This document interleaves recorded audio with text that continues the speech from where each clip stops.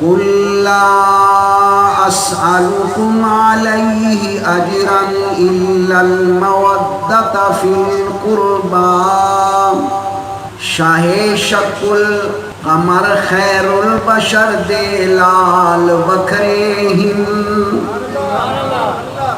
شاہ شق القمر خیر البشر دے لال وکھرے ہن انہاں لالا دے سودے مشتری دلال وکھرے ہن لگی پرکھن مدینے تو قضا ہر در کو کربل تئیں اوڑو کی اقرار کر بیٹھی یہ کئی لال وکھرے ہن۔ اعلیٰ حضرت عظیم البرکت فاضل بریلوی رحمۃ اللہ تعالی علیہ کے برادر مکرم جناب حسن خان صاحب نے اہل بیت کی شان میں کچھ اشعار کہے ہیں۔ میں یہ ضروری سمجھتا ہوں کہ میرا عنوان بھی اہل بیت عظام کی فضیلت ہے، تو اہل بیت کے شان میں وہ اشعار بھی آپ کے سامنے پیش کروں۔ آپ کیا فرماتے ہیں کہ باغ جنت کے ہیں بہر مدح خانے اہل بیت، باغ جنت کے ہیں بہر مدح خانے اہل بیت، تم کو مجدہ نار کا اے دشمنان اہل بیت، ان کی پاکی کا خدا پاک کرتا ہے بیان، آیت تطہیر سے آیت تطہیر سے ہے ظاہر شان اہل بیت، ان کے گھر میں بے اجازت جبرائیل آتے نہیں، قدر والے جانتے ہیں قدر شان اہل بیت، کس شقی کی ہے حکومت ہائے کیا اندھیر ہے، شقی سے مراد یزید علیہ العذاب الشدید، کس شقی کی ہے حکومت ہائے کیا اندھیر ہے، دن دہاڑے لٹ رہا ہے کاروان اہل بیت، دن دہاڑے لٹ رہا ہے کاروان اہل بیت۔ اور فرماتے ہیں کہ گھر کو لٹا دینا، سر کو کٹا دینا، یہ کس کا شیوا ہے؟ فرماتے ہیں گھر لٹانا سر کٹانا کوئی تجھ سے سیکھ لے، گھر لٹانا سر کٹانا کوئی تجھ سے سیکھ لے، جان عالم ہو فدائے خاندان اہل بیت، جان عالم ہو فدا اے خاندان اہل بیت۔ اور آخری بات کہہ کے فیصلہ کر دیتے ہیں، کیا عرض کرتے ہیں کہ بے ادبی گستاخ فرقہ کو بتا دے اے حسن، بے ادبی گستاخ فرقہ کو بتا دے اے حسن، یوں کہا کرتے ہیں سنی داستان اہل بیت۔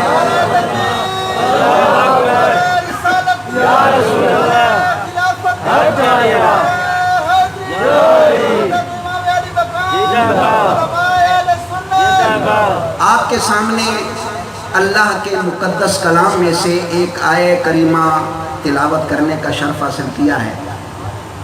رب کائنات نے اپنے پیارے حبیب لبیب صلی اللہ علیہ وسلم سے فرمایا اے میرے پیارے حبیب اپنے غلاموں سے یہ فرما دے، اپنے امتیوں میں یہ اعلان کر دے۔ یا اللہ کیا اعلان کروں؟ فرمایا کہ ان سے یہ کہہ دیں کہ لا اسألکم علیہ اجرا الا المودۃ فی القربی۔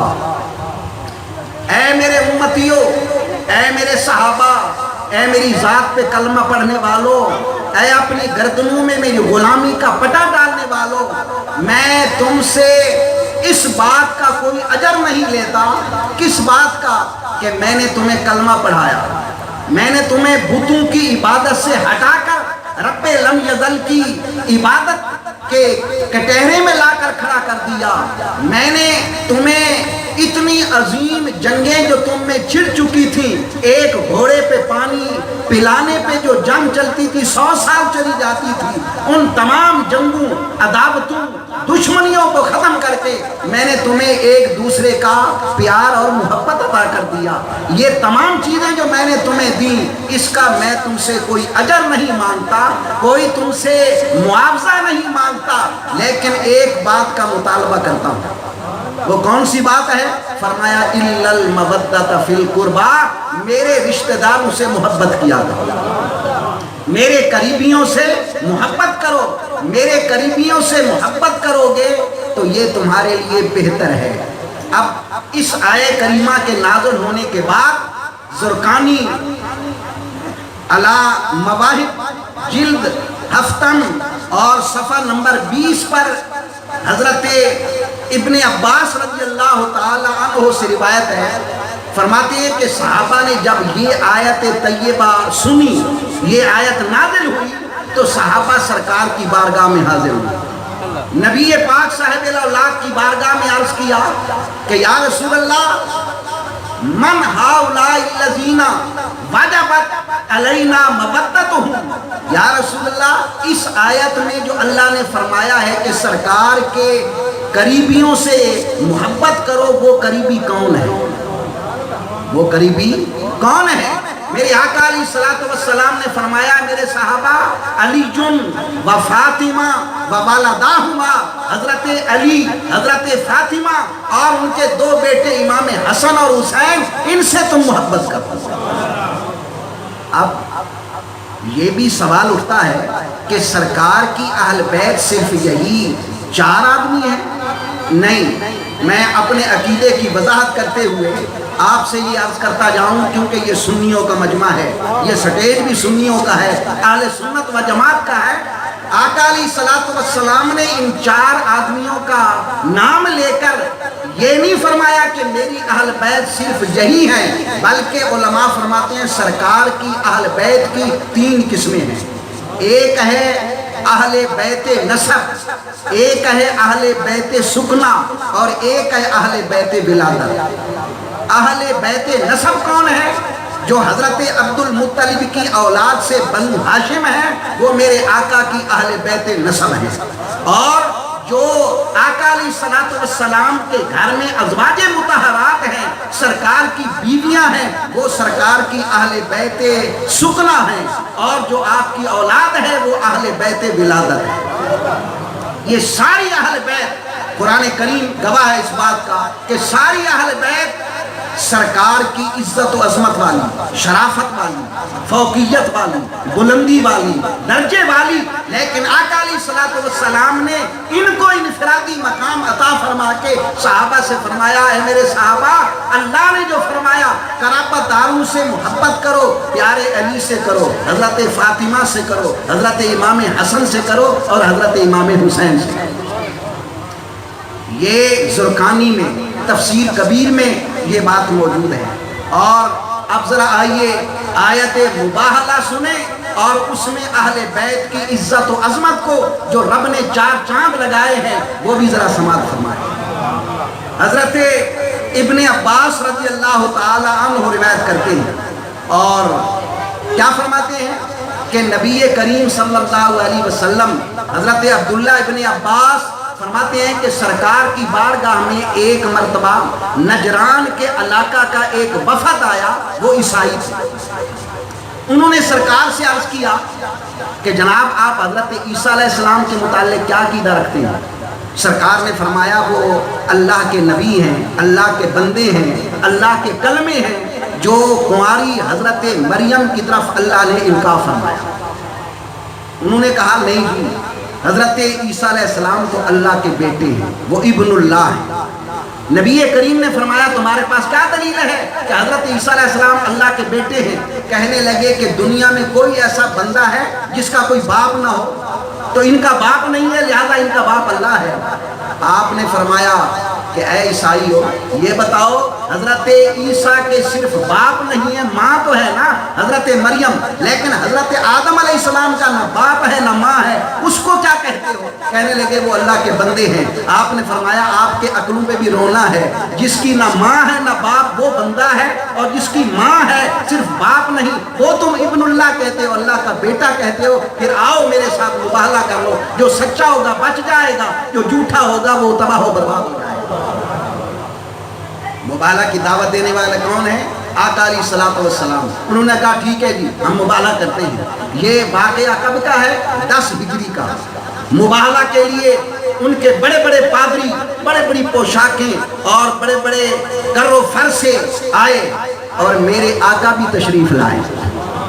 میرے آقا علیہ الصلوۃ والسلام کیسے تشریف لائے کہ آپ کی گود میں امام حسین ہے، آپ کے دائیں ہاتھ کو پکڑا ہوا امام حسن نے ہے، پیچھے حضرت فاطمہ الزہرا اور حضرت علی المرتضیٰ شیر خدا رضی اللہ تعالی عنہما ہے۔ جب آپ کو آتے دیکھا عیسائیوں نے، آپ نے اپنی اہل بیت سے فرمایا کہ میں دعا کروں گا، تم نے کہنا ہے آمین آمین آمین۔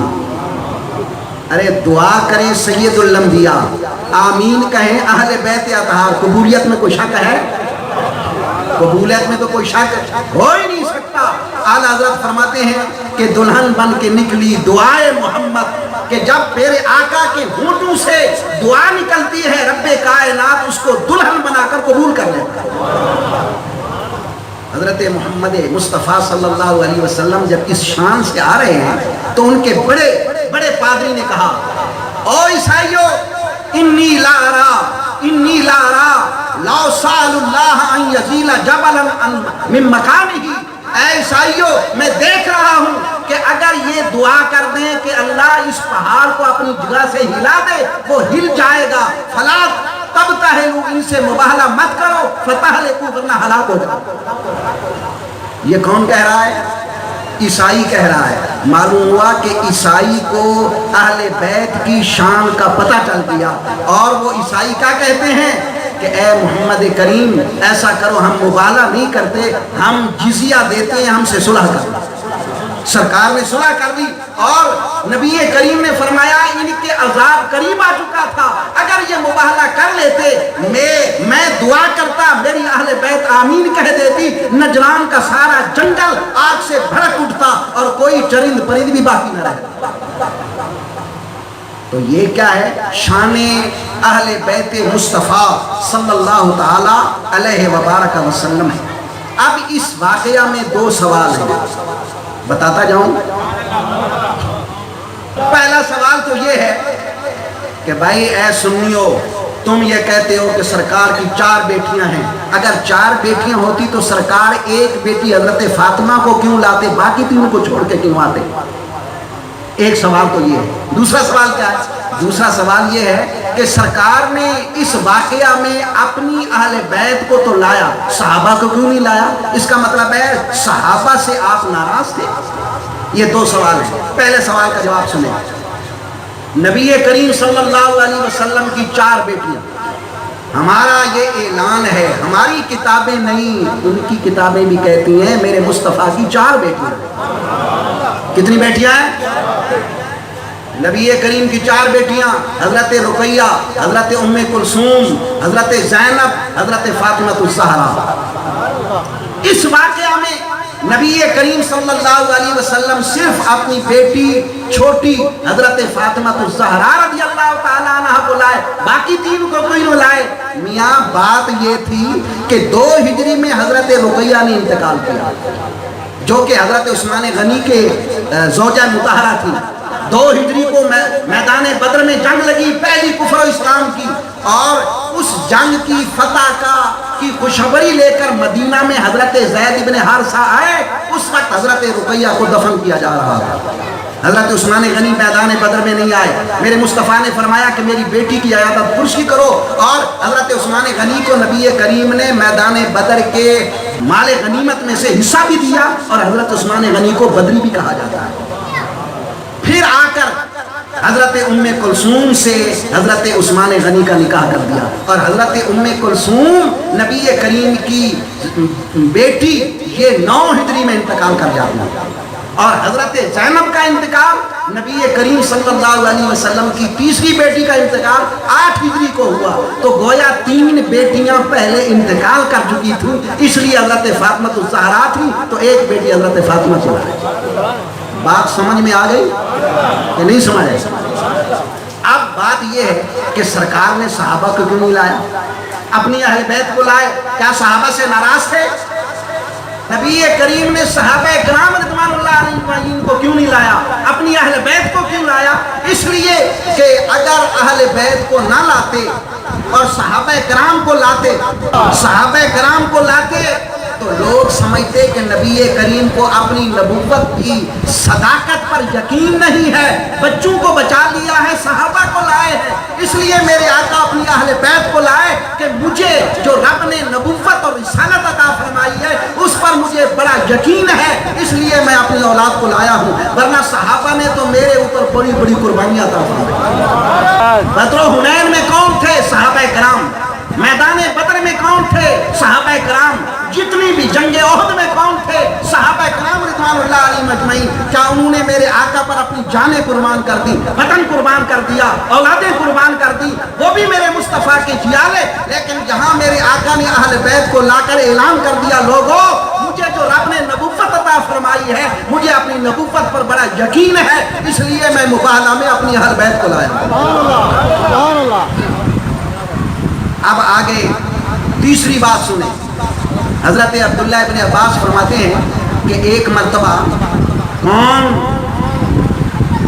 حضرت امام حسن اور حضرت امام حسین بیمار ہو گئے، اور صحابہ کرام عیادت کرسی کے لیے آئے۔ صحابہ کرام رضوان اللہ علیہم اجمعین نے عرض کیا کہ اے پیارے علی، ایسا کرو کہ تم منت مان لو، اللہ کریم صحت عطا فرمائے۔ حضرت علی اور حضرت فاطمہ الزہرا رضی اللہ تعالی عنہ نے منت مانی۔ منت ماننا، اللہ کے نام پہ کچھ ماننا تاکہ بیمار کو اللہ صحت عطا فرمائے۔ آپ نے فرمایا کہ میں اللہ کے لیے 3 روزے رکھوں گا، اللہ کریم حسنین کریمین کو صحت عطا فرمائے۔ آپ کو اللہ نے صحت عطا فرما دی، آپ نے روزے رکھنا شروع کر دیا، لیکن حضرت علی المرتضیٰ شیر خدا کے گھر میں کھانے کو کچھ نہیں، پیارے علی جاتے ہیں، جو قرض پر لاتے ہیں، اور سارا دن روزہ رکھا، اور روزہ کی افطاری کے قریب پیاری حضرت فاطمہ الزہرا رضی اللہ تعالی عنہ نے جووں کو پیس کے آٹا تیار کیا، روٹی بنائی، اور روزہ تو پانی سے کھول لیا، لیکن جب کھانے کا وقت آیا حضرت علی بھی موجود ہیں، پیاری فاطمہ بھی موجود ہے، امام حسن بھی موجود ہیں، امام حسین بھی موجود ہیں، کھانا کھانے کے لیے بیٹھ گئے، بس لقمہ توڑا ہی تھا کہ باہر دروازہ بجا۔ کون ہے؟ ایک یتیم سوال کرتا ہے، اے اہل بیت، اللہ نے تمہیں بہت کچھ دیا ہے، میں اتنے دنوں سے بھوکا ہوں، مجھے کھانا دو۔ حضرت علی المرتضیٰ نے سارا کھانا اٹھا کر یتیم کو دے دیا، خود پانی پی کر سو گیا۔ پھر دوسرا روزہ، دوسرے روزے کے وقت بھی حضرت فاطمہ الزہرا رضی اللہ تعالی عنہ نے جو کا آٹا پیسا، تیار کیا، پھر کھانے پر بیٹھے۔ ایک مسکین آ گیا، مسکین نے عرض کیا کہ اے اہل بیت نبی، میں بھوکا ہوں، سارے کا سارا کھانا اٹھا کر دے دیا، پھر پانی پی کر سو گیا۔ اور پھر تیسرا دن بھی اسی طرح کھانا اٹھا کر دے دیا اسیر کو، قیدی کو، اور پانی پی کر سو گئے۔ 3 دن روزہ رکھا، ایک دن پہلے تھا، 4 دن کے بھوکے لڑکھڑا رہے ہیں، جسم میں طاقت نہیں ہے، یہ ظاہری طور پر، اور میرے آقا آ کر دیکھتے ہیں کہ میری اہل بیت اللہ کے نام پر روزہ رکھتے ہیں اور تمام چیزیں یتیم مسکین اسیر کو اٹھا کر دے دیتے ہیں۔ جبرائیل امین آئے، آ کر عرض کیا اے پیارے حبیب صلی اللہ علیہ وسلم، رب کائنات تیری اہل بیت کی شان میں آیت نازل کرتا ہے۔ کیا فرمایا؟ وَيُطْعِمُونَ الطَّعَامَ عَلَىٰ حُبِّهِ مِسْكِينًا وَيَتِيمًا وَأَسِيرًا۔ اے پیارے حبیب، انہوں نے میری محبت کے لیے یتیم کو اور مسکین کو اور اسیر کو کھانا دیا، ان کی شان ہی عجیب ہے۔ معلوم ہوا کہ میرے آقا کی اہل بیت کی شان کے ترانے رب قرآن میں بیان فرماتا ہے۔ ان کی پاکی کا خدائے پاک کرتا ہے بیان، ان کی پاکی کا خدائے پاک کرتا ہے بیان، آیت تطہیر سے ظاہر ہے شان اہل بیت۔ اور ایک اور بات سنیں، حضرت ابو سعید خدری رضی اللہ تعالیٰ عنہ روایت کرتے ہیں، اور کتاب کا نام کیا ہے؟ سوائق محرقہ۔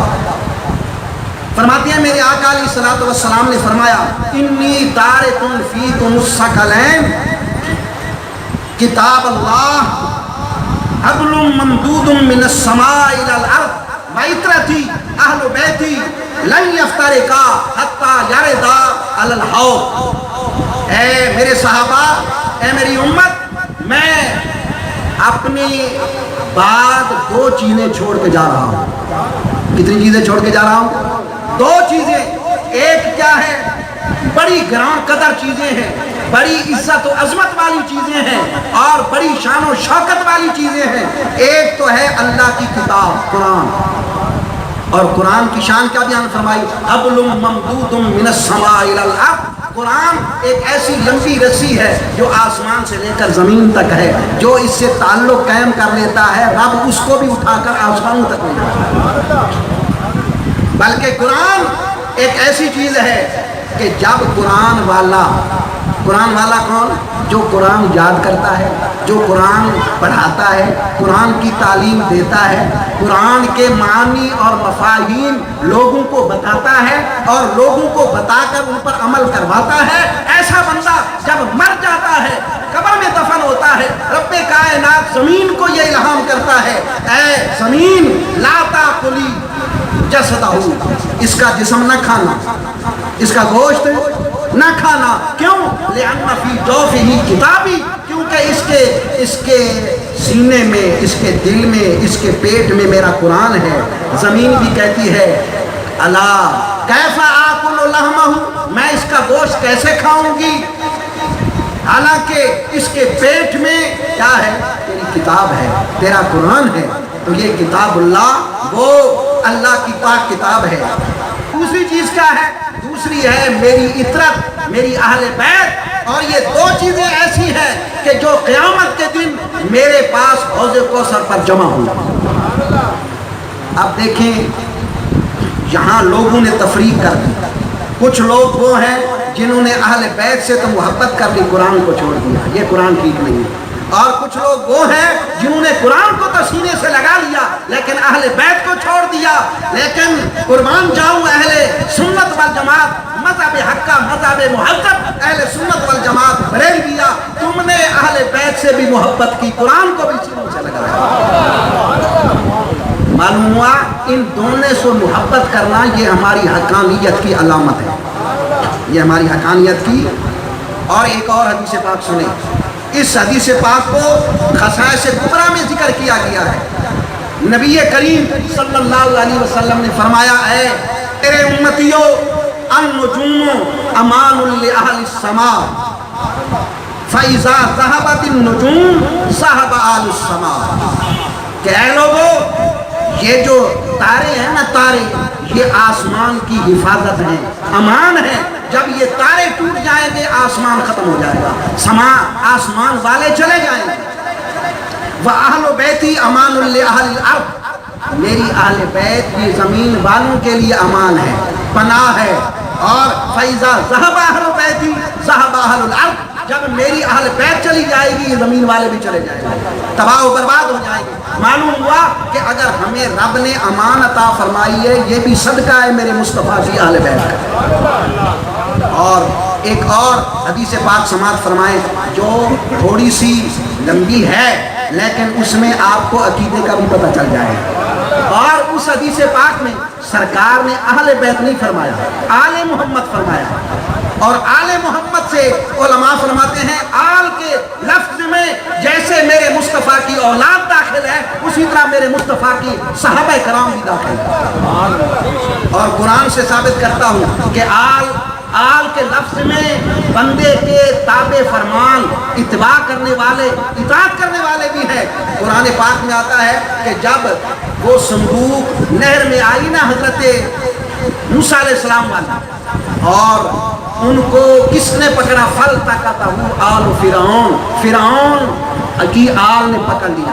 حالانکہ علماء موجود ہیں، مفسرین تفسیروں میں لکھتے ہیں فرعون کا نہ بیٹا تھا نہ بیٹی تھی، وہ مردانہ صلاحیتوں سے محروم تھا، اس کی کوئی اولاد نہ تھی، لیکن اللہ نے آل و فرعون کیوں کہا؟ یہ اس کے تابع فرمانوں، اس کے حکم ماننے والوں نے پکڑا۔ جب فرعون کے حکم ماننے والے اس کے آل ہیں، مصطفیٰ کے تابع فرمان بھی مصطفیٰ کی آل۔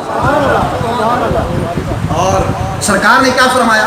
سرکار نے فرمایا من مات علی حب آل محمد شہیدا مات شہیدا، کہ جو مصطفیٰ کی آل کی محبت لے کر مرا وہ شہید مرا۔ یہاں اہل بیت نہیں فرمایا بلکہ فرمایا آل محمد، یعنی جس کے دل میں میری اہل بیت کی بھی محبت ہو، میرے صحابہ کی بھی محبت ہو، جب وہ مرے گا تو شہید مرے گا۔ فَمَن مَاتَ عَلَى حُبِّ آلِ مُحَمَّدٍ مَغْفُورًا، جو آل محمد کی محبت دل میں لے کر مرے گا وہ بخشا ہوا ہوگا۔ وَمَن مَاتَ عَلَى حُبِّ آلِ مُحَمَّدٍ فَيُسْقَوْا فِي قَبْرِهِ بِأَبَانٍ مِّنَ الْجَنَّةِ، اور جو آل محمد کی محبت لے کر مرے گا تو اس کی قبر میں جنت کی کھڑکی کھول دی جائے گی۔ وَمَن مَاتَ عَلَى حُبِّ آلِ مُحَمَّدٍ بَشَّرَهُ مَلَكُ الْمَوْتِ بِالْجَنَّةِ، اے نبی کریم کے غلاموں، جو دل میں آل محمد کی محبت لے کر مرے گا تو ملک الموت حضرت اسرائیل علیہ السلام اس کو بشارت دیں گے تو بھائی جنتی ہے، اور قبر میں جائے گا تو منکر اور نکیر کہیں گے تو جنتی ہے۔ اور وَمَن مَاتَ عَلَى حُبِّ آلِ مُحَمَّدٍ مَاتَ تَائِبًا، جو آل محمد کی محبت لے کر مرے گا وہ توبہ کرنے والا ہو کر مرے گا۔ اور وَمَن مَاتَ عَلَى حُبِّ آلِ مُحَمَّدٍ مَاتَ عَلَى السُّنَّةِ وَالْجَمَاعَةِ، کہ جس کے دل میں آل محمد کی محبت ہو اس حال میں مرے تو وہ اہل سنت والجماعت پر مرے گا۔ وَمَن مَاتَ عَلَى حُبِّ آلِ مُحَمَّدٍ مَاتَ مُؤْمِنًا، وہ مومن مرا مستکمل الایمان اور اس کا ایمان بھی کامل ہے۔ تو یہ حدیث پاک ہمارے لیے کتنی خوشخبری ہے۔ الحمدللہ ہمارے دل میں صحابہ کی بھی محبت ہے اور اہل بیت کی بھی محبت ہے۔ اگر دائیں آنکھ اہل بیت ہے، بائیں آنکھ صحابہ ہیں، اور ہم یہ عقیدہ رکھتے ہیں کہ ہم گھر والوں سے بھی محبت کرتے ہیں، گھر والوں سے بھی محبت کرتے ہیں۔ اور آخری بات عرض کرتا ہوں، حضرت ابو ذر رضی اللہ تعالیٰ عنہ میرے آقا کے صحابی کعبۃ اللہ کا دروازہ پکڑ کر کہتے ہیں من عرفنی عرفنی، جو مجھے جانتا ہے وہ تو جانتا ہی ہے، اور جو مجھے نہیں جانتا میں پہچان کرواتا ہوں۔ فانا ابو ذر، میں ابو ذر ہوں، میں آقا کی بارگاہ سے آ رہا ہوں۔ آقا نے ایک اعلان فرمایا ہے۔ کیا اعلان فرمایا ہے؟ آقا علیہ الصلوۃ والسلام نے فرمایا ہے الا مثل اہل بیتی کمثل سفینۃ نوح علیہ السلام، کہ میری اہل بیت کی مثال اس طرح ہے جیسے حضرت نوح علیہ السلام کی کشتی ہے۔ من رکبہا نجا، جو اس پر سوار ہو گیا وہ نجات پا گیا، اور جو رہ گیا وہ ہلاک ہو گیا۔ اس سے اس حدیث پاک سے پتہ چلا کہ اہل بیت سے محبت کرنا یہ اہل بیت کی ضرورت نہیں ہے، بلکہ اہل بیت سے محبت کرنا ہماری ضرورت ہے۔ ہماری ضرورت ہے، ہمیں دنیا میں بھی فائدہ دے گی، قبر میں بھی فائدہ دے گی، حشر میں بھی فائدہ دے گی۔